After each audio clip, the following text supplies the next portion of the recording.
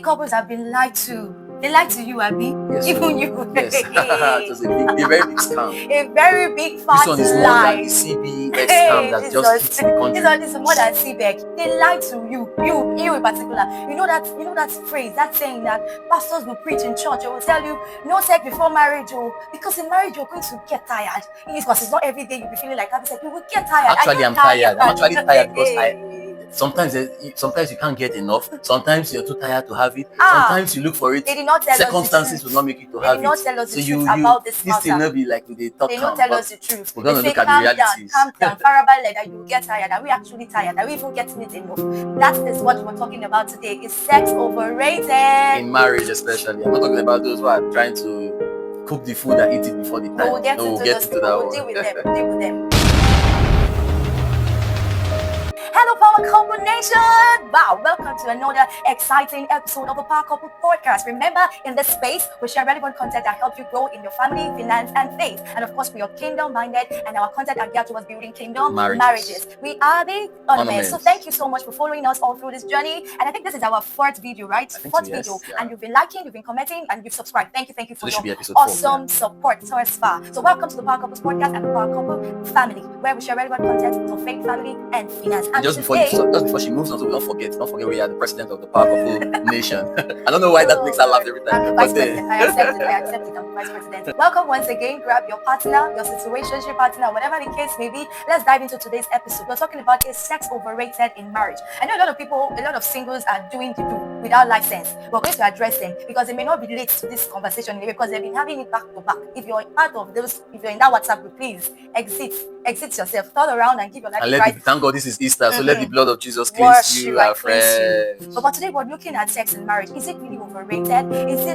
Is it that are we even having enough of it? Because I remember the church narrative. People actually having so much of it. People are even tired of having sex in marriage. Growing up in church, we will hear some of our pastors and preachers who will say abstinence. I totally agree with that. Not a problem. And then they would not end it there. If it's abstinence alone, it's cool. They will not tell you, but these people are rushing you want to do, your body is moving, you're shaking. You cannot keep yourself. You will get tired when you get to marriage. So do the two, you go tired. Is that really the case in most marriages? So that's what we're talking about today. Is sex overrated? In your own opinion, what do you think? Because for me, I can't speak for people, except maybe for those who are open about their sexual affairs in their marriage. But from personal experience, I won't really want to say it's, no, not really. But I won't really say it's overrated in the sense of the word overrated.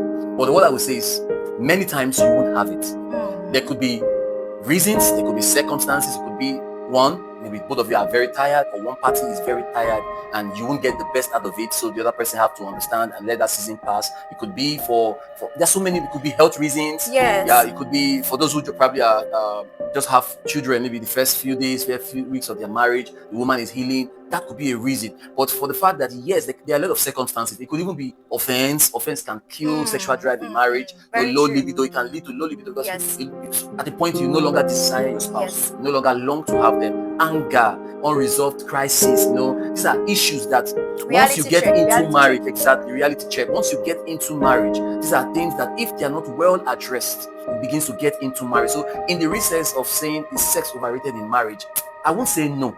I won't say yes. It's not because I'm trying to be diplomatic. No, I'm not even trying to cover up. That's not the point. Circumstances, a lot of circumstances. Some are good, some are bad, or some are self-inflicted. And maybe we're going to be spotlighted as we go on. Some of the self-inflicted reasons that leads to overrated or underrated mindset that comes with sex. A couple of days ago, I was in a pastor's circle. My colleague and I went to speak to pastors about PSA, prostate cancer, and all of that. Some of these pastors, they are over 40 years, and it was a pastor's meeting. And normally, when they have that pastor's meeting, they come with their wives, but the wives would normally go and have their own separate. But on that day, the pastors had invited their wives to come and sit, and that there was an important information.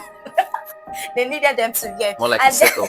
It was a setup because they didn't see it coming. But the men knew why we were coming and what it was all about. And then my colleague started, after I did my introduction, talk about the hospital and all of that, my colleague took over the microphone and he was talking, because it's a church setting, he was trying to be holy, sanctimonious, and kind of sacred. It was not hitting the nail on the head. It was telling them all the medical consequences of cancer. But then he now made a statement that one of the major causes of prostate cancer is inactivity. And everybody was not looking at themselves like this. I don't understand. Inactivity.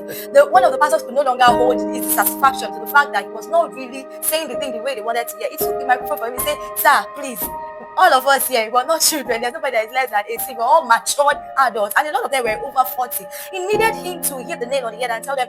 So the women will really understand what is inactivity. I could be, I'm not moving my leg, is inactivity. I'm not moving my hand, I've been lying down all day, I'm not exercising. And then he had to tell him, please explain in context and be practical about what that inactivity. And then he had to really buttress the fact that one of the major causes of prostate cancer for men, especially those of them over 40, is lack of sex. And these people are married, they are licensed, they have the authority under God in heaven and on earth to do the do. Why are they not doing? And most of these persons, they've kept themselves, both the male or the female, they've kept themselves holy, hoping that when they get married, they go fire. Banging, like my husband would say. But sadly, that is not the case. And there could be several reasons for that. And then the guy went on to tell them that, and to avert that, they need to have sex on a regular basis. He even said at least 5 times a week. Hey! And then one of the women shouted, now write some beats. I mean, now moi. No, but please, are we not licensed to really have this? Even if it's rice and beans? Because for me, I would rather serve rice and beans, even if I know say, hey, I don't really buy that. Hey, I don't know it. I never trust it. I don't it straight. You want to write your own script. Oh yeah, talk. Yeah, okay. Now I'm not speaking as a professional, so don't get it wrong. Someone will not say, okay, are you a medical person? No, I'm not a medical person. But I think she's coming from the perspective of saying, as a man, since I'm a man and I'm her husband also. So as a man, do we desire this thing every day? Yes. Why? In short, by 3:59 a.m. Hey. Between 3:59 a.m. to 5 a.m. every morning. Sometimes it lingers into maybe 6 a.m. in the morning. As a man, you will get an erection. You go stand. Like it's automatic. It's not that you are pressed. You just get an erection. It's biological. And biology did not create biology. It was God who created everything that the human body is made up of. Yeah. And if God will create something as powerful as that, then that means it has an assignment. Yes, so it is not about whether, like women will say, am I in the mood or am I an animal? Every time you want it. But no, you need to understand as a woman. Now let me even switch the board to the singles. If you're a single lady, especially as a single lady, you're watching this episode today, I need to let you know that as you are preparing, especially for those who have never been sexually active before and you are keeping yourself for marriage, you need to understand how the man biology works. Enough of women always telling us to understand how the woman body works. But how many women really understand how the man's body works? Do you really understand how the man's body is wired? So you stop complaining that every time this is not food, every time you want to. No, that's how he's designed. That is his biological makeup. The same way as a woman, you have a biological makeup. That's the same way a man has his own biological makeup. And for man, sex is every day. I'm not talking about uncontrollable sex. Yeah, that's a different topic entirely. I'm talking about by your makeup, your urge, it will be there. Now, there could be genuine reasons, like I said earlier, that you may not have it. Maybe your wife is very strong, or maybe your wife is really, really tired. You have to be sensitive, especially when you want to enjoy it. No, you don't just want to hit and run, like hit and run. No, you have to create time. Like you have to be patient. Sex is different from love making. Yes, I don't like sex. My wife knows that. If she wants, I'm walking away. I love the act and the science that goes into the act. That is what I love. So if you just want a quick one, I'm not really a quickies man, like they say. I love the act. I love the commitment. So if it takes me hours, 1 week to wait for that day, I can wait. That is the way I love it. Now that doesn't mean I don't desire it every day. There are sometimes maybe I just want to cut corner and collect indomie instead of to wait for beans. You know, as beans no one do, I collect indomie. You know, just but you must understand. So I'm speaking to the single ladies. Please study how the man works. It's not that he just wants to punish you with this thing. That is how he's designed. He has the discretion to be understanding if there's a good reason. But don't punish a man with sex. Yes, and then, before you come in, the same way also to the married women, please take that mindset away from your mind that he's doing it too much. There is nothing too much. Don't you eat breakfast? Yeah. Don't you eat lunch? Don't you eat dinner? You eat an average of 2-3 times, even if you're watching your weight. As often as you can eat. That's how often the man wants to eat too. That his twin brother wants to eat. So but there are some men that are not emotional. Okay, that's it. No. Maybe we'll get there. True. In my book that I'm working on, I have a book I'm working on. Okay, maybe I'll announce my book title here. I'm working on a book called. Okay. Maybe you'll see that in our subsequent episode. But then there's something I captured in that book. It's talking about how women and men most likely are not getting the best out of their marriage sexually, and some of the leading causes, some of the challenges that goes with it, and then how to deal with those issues. So as a married woman, You don't want to, like my wife probably she would have said that earlier. She made a comment when she was telling me the story, and then she was like, I don't know if she said it or someone she was recapping what someone said, and then she was like, is it that you prefer to visit the man on the hospital bed than to give him this thing that will prevent him from visiting the hospital? So you must understand the dynamics, that this is his own biological makeup. He desires it as a married woman. Give him as often as you can give it. Then sorry before you come in there. I remember doing a marriage counseling over 5 years ago, before we got married in 2020. We started marriage counseling in 2019. And I remember one of our marriage counselors, I just admired that lady because she was very practical, very down to earth and very, very, honest. Thank you. That is the word I was looking for. And she told us that as at then, I guess her marriage should be about 15 years now, because she said then their marriage was about 10 years. And in that 10 years, she cannot count more than one time.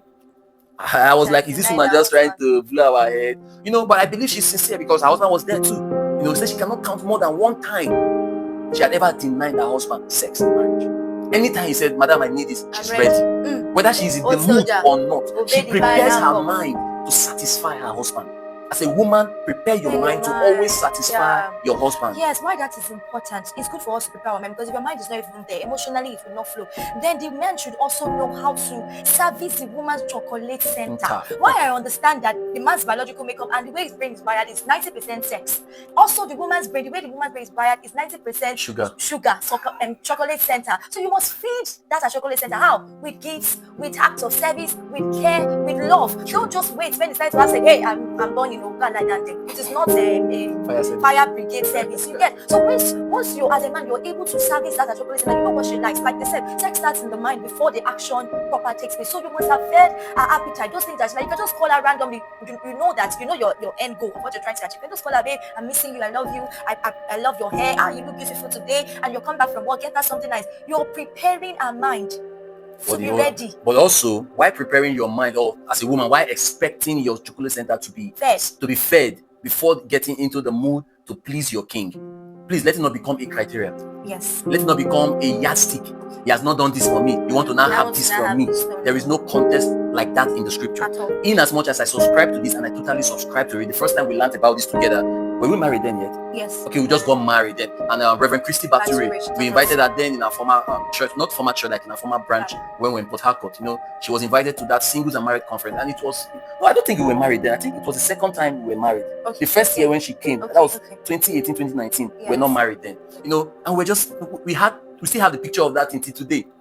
So prepare your mind. Yes, I totally agree with Mama Christy Baturi on this. No objection. But I think women should not use it as a tool to punish a man. Like, have you done this for me? No, exactly.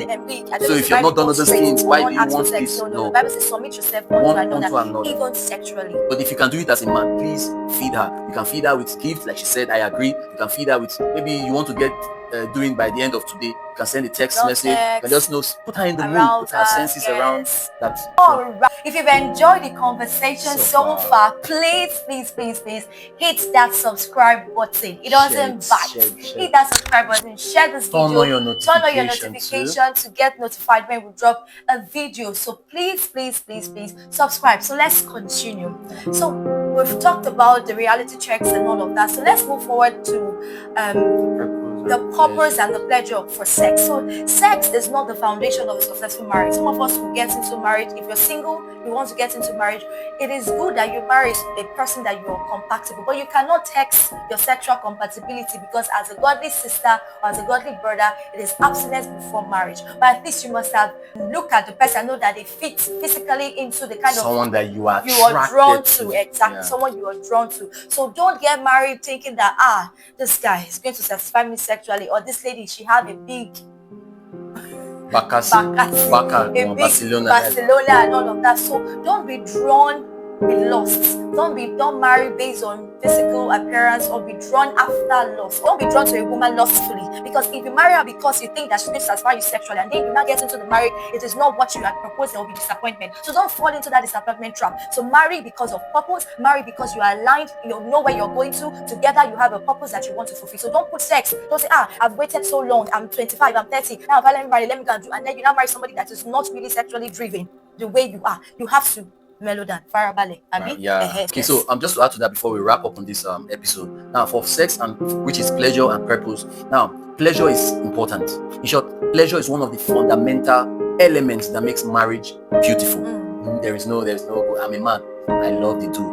You understand? But then you must not place pleasure as a yardstick for choosing a life partner for those who are single over purpose. Because you will get into the marriage, and like we have sincerely told you, there are times we don't feel like doing. She's not feeling it. There are times she's also in the mood, and me as the man who is playing me like, oh, but every time I want this thing, I'm not in the mood. And again, you know, when a woman is seeing her period, that is like the peak period where her body really needs sex. And some men are not moved by blood. Okay, you don't want to see. You're just trying to be diplomatic. I am not moved by that.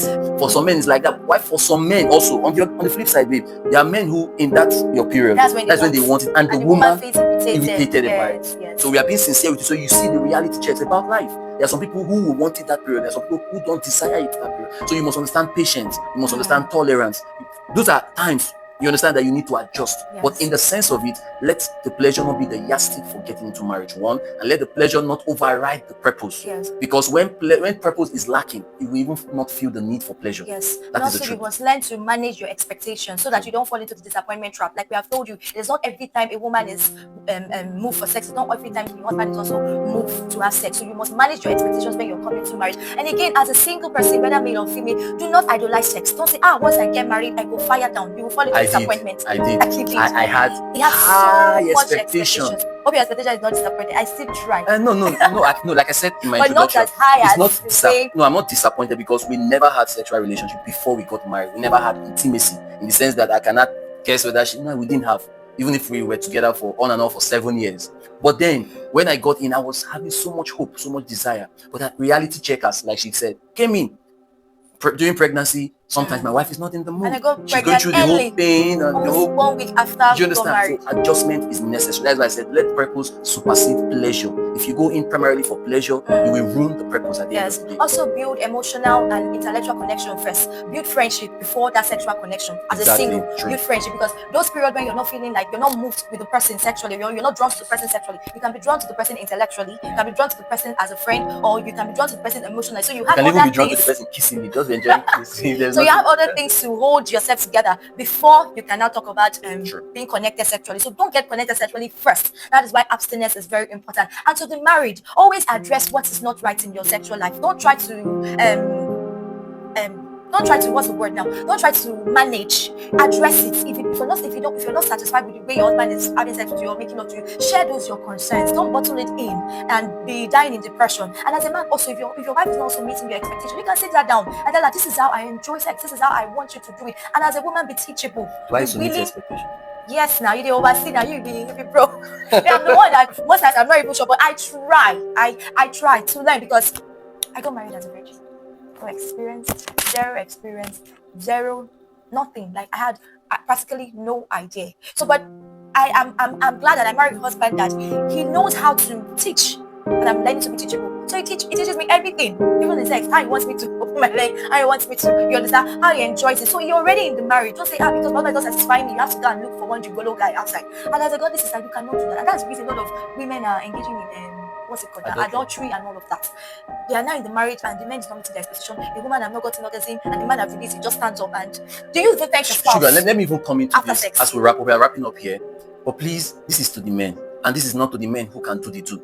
If you can do the two and your wife is so happy, congratulations, man. You are an otoku at another level. And you are not less of an otoku if you cannot do the two. But this is to you, if you're that kind of a man. Please learn. Please learn. Penetration is not pleasure to a woman. Just know, penetration is not pleasure to a woman. And it's not also when you release that is pleasure to the woman. So it's like we're doing ding as if you're not watching pornography. And if you have messed up your mind watching pornography, yes, I used to watch pornography back then. So I'm not claiming saint here. I used to watch. And when I got into marriage, at a point, maybe we'll have a different conversation about this, but in full scale. But I had desires. I was trying to practice all those nonsense I watched with my wife. At the point, I will almost destroy my marriage at the early days. So you must understand that if you have wide imagination, please, like she said, be friendly. Marriage is romance. It's have that foreplay and understand where. See the in science or in psychology, whichever, I think the both of them, they have what they call a term, the nerve ending. The place with the highest nerve ending, or one of the places with the highest nerve ending in a woman's body, is not her vagina. It's her clitoris. Tell them. Let them. Clitoris. Okay? So it's not the bing like horse that is the pleasure to have. No, that is maybe you're dealing with, maybe you're carrying a prostitute in your mind. No, seriously, because when you hear women complain sometimes, you just know that these are the knowledge gap that some men are having. They think the banging, the 2 hours of hospital, that is not what is making woman enjoy herself. Know how to touch that small place. Play with it. It's your own. It's your property. I'm talking to you. We're talking to the married. Enjoy that place. And even if you're not married, there's nothing wrong with knowing ahead of time. No, I say play with that. Yes, yeah, okay. Know it ahead of time. We're not saying go and practice before marriage. We're saying know it ahead of you're an adult. There are things you should know as an adult even before you're married, and this is one of them. Because these are some of the things we suffered, or a lot of people who are married to the parent in their 30s or 40s. They don't teach things like this in church because we call it sin. It's not sin. It's only the missionary. It's not a sin. Learn it. Two different styles. And when we're talking about learning, we're not saying practice. Learn is knowledge. Have the knowledge. Have the requisite knowledge. Know all these things. One of the books that helped me to know all these things was my mom, who I got this knowledge from through that book. Because my mom sells stationaries yet, Christian literatures. She runs a bookstore, and she has this book she used to sell. Every Woman. It's an old book, I think from the 70s, early 80s that book was first published. I used to read it when we got married and my wife was pregnant also. That was one of the gifts my mom gave to my wife. So read. There's nothing wrong with know ahead of time so that you know how to satisfy your wife. And as a wife also, if you don't know, like my wife who never knew, please learn, read. I'm not saying go and watch and practice. I'm saying learn, have basic knowledge about these things so that when you get into marriage, you can now know how to manifest those things. I think we'll come to the end of today's episode. Communication is also very key. Make sure you communicate your feelings and all of that. Yes, so please, let's do that and let's enjoy our marriage. So if you're not married yet and you're preparing your heart for marriage, please learn these things. It's not just exclusive to the married. It's also good that you know these things as a single lady, as a single man, and prepare ahead. Even if it's 10 years from now you want to get married, learn ahead. If it's 5 years, learn ahead. If you're getting married this year, beautiful. This is right about time for you to know. So thank you very much for connecting with us today on this episode, and we hope you enjoy. This is our Easter gift to you. Yes, so in conclusion, sex is not overrated. Yes. It is not overrated in marriage, of course, but it has only been misplaced and misunderstood. Yeah. But when we practice some of the things that we have said and then start with building connection first, it becomes it's a very sacred thing, and it is meant for us to enjoy it. When God talks about sex, it is to be enjoyed and not to be endured. So this is my closing remark. As a man or as a woman, not just one style. Change style. There are several styles. I'm not saying change the portal. I'm talking about style. So I'm saying style is not the same thing as changing portal. Yes, variety. Use the right portal, but you can use different styles to still enjoy yourself. Know what your wife wants. Ask her, babe, are you enjoying it like this? If she's not, learn a better style. If she is, keep it up. As a wife, please ask your husband, what do you enjoy? How do you enjoy? Please, you guys should talk. I know they expose us like this. God bless you. Have a wonderful All right, don't week forget to subscribe, like, leave a comment, and share this video with your friends that are married and even those that are yet to be married. Before we go, let's not forget we're going to say our mantra. Yes. Once we're ready to go, our marriage will not fail, our marriage will work, and together we'll fulfill our marital destiny. Let's do that one more time. Our marriage will not fail, our marriage will work, and together we'll fulfill our marital destiny. Bye for now. See you in the next video.